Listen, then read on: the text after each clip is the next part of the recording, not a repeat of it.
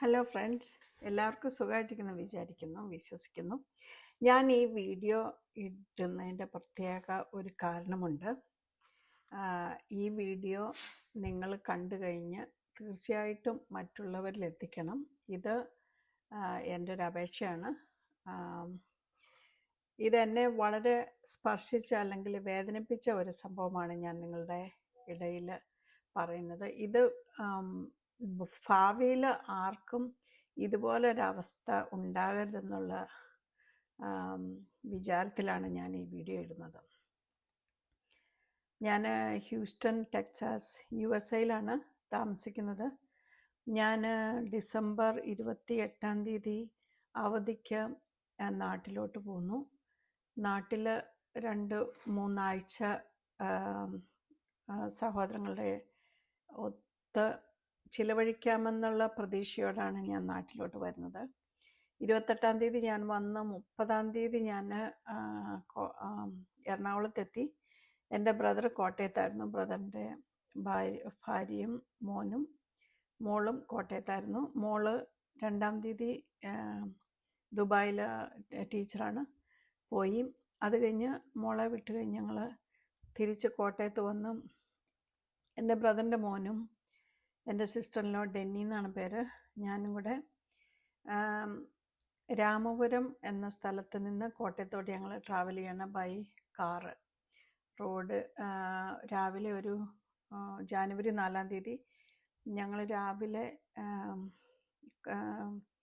രാമപുരത്ത് നിന്ന് പുറപ്പെട്ട് കൂത്താട്ടുകുളം വഴി മൂവാറ്റുപുഴ വഴി തൃശ്ശൂരിനൊരു സ്ഥലത്ത് കീച്ചേരി എന്ന സ്ഥലത്ത് എത്തിയപ്പോൾ ഒരു നേരെ വന്നൊരു ഇന്നോവ അയ്യപ്പന്മാരുടെ വണ്ടിയായിരുന്നു. ഞങ്ങളെ നേരെ വന്നൊരു ഹൈ സ്പീഡിൽ വന്ന് ഞങ്ങളെ ഇടിച്ചു കഴിഞ്ഞ് പിന്നെ ഞാനും എൻ്റെ ബ്രദറിൻ്റെ മോനുമായിരുന്നു ഫ്രണ്ടിൽ, എൻ്റെ സിസ്റ്ററിൻ്റെ പുറകിലായിരുന്നു.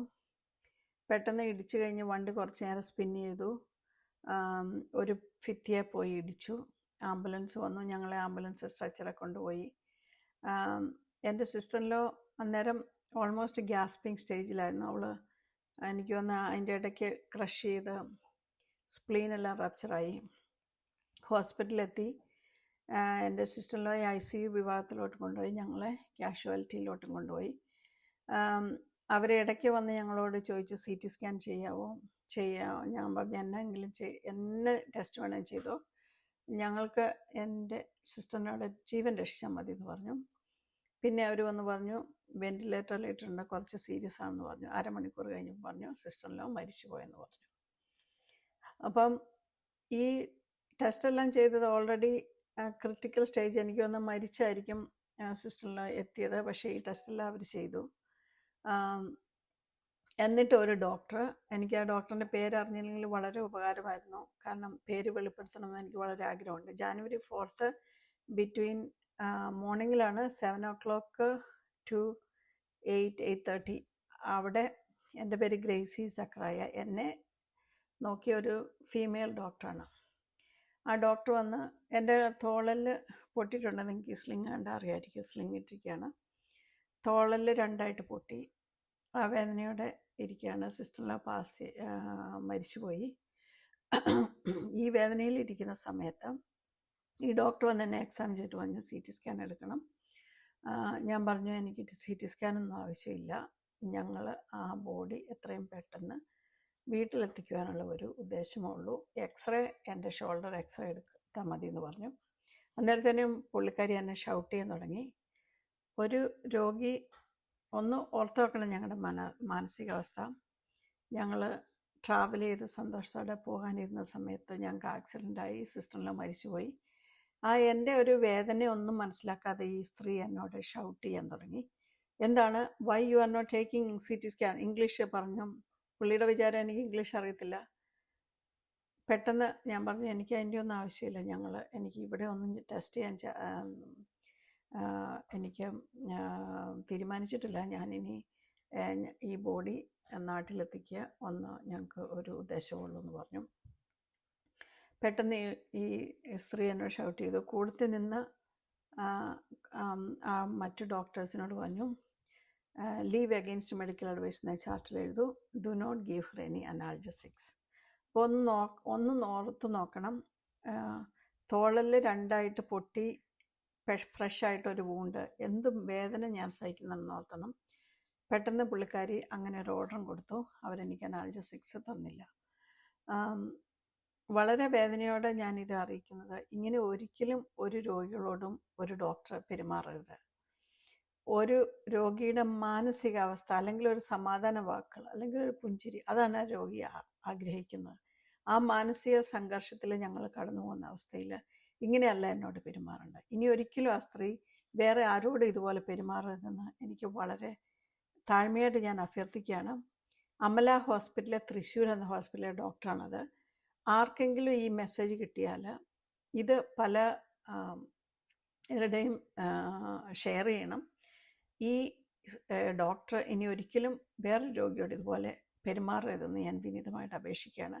അമല ഡോക്ടേഴ്സിലെ അഡ്മിനിസ്ട്രേറ്റീവ് അല്ലെ അധികാരികൾ ഇതിനെ വളരെ കർശനമായിട്ട് എടുത്ത് ആ ഡോക്ടറിന് ചിലപ്പം വല്ല എഡ്യൂക്കേഷനോ ഫർദർ മനുഷ്യരെ ട്രീറ്റ് ചെയ്യേണ്ട വല്ല ക്ലാസ് കൊടുക്കേണ്ടി വരും.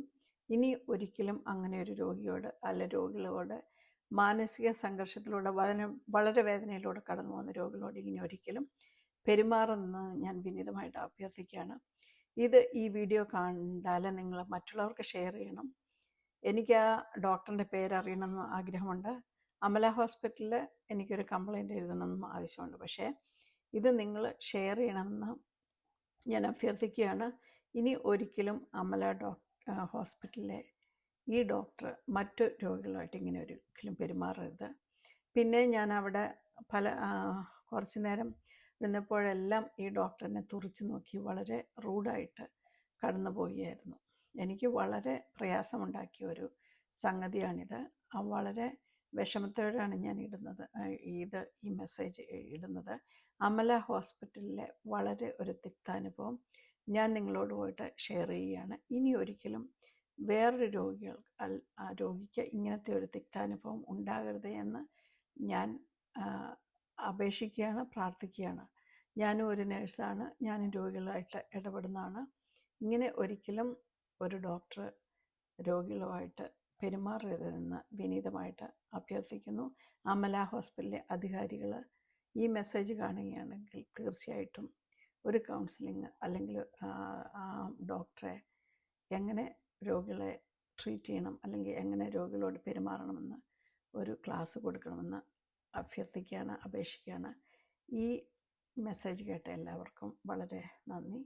എൻ്റെ ഷോൾഡർ പെയിനൊക്കെ കുറഞ്ഞു വരുന്നു, ബെറ്ററായി വരുന്നു. നിങ്ങൾക്കെല്ലാവർക്കും ഈ വീഡിയോ കണ്ടതിൽ ഷെയർ ചെയ്യുവാനും ഞാൻ അഭ്യർത്ഥിക്കുകയാണ്. വളരെ നന്ദിയോടെ വീണ്ടും കാണാം. Thank you.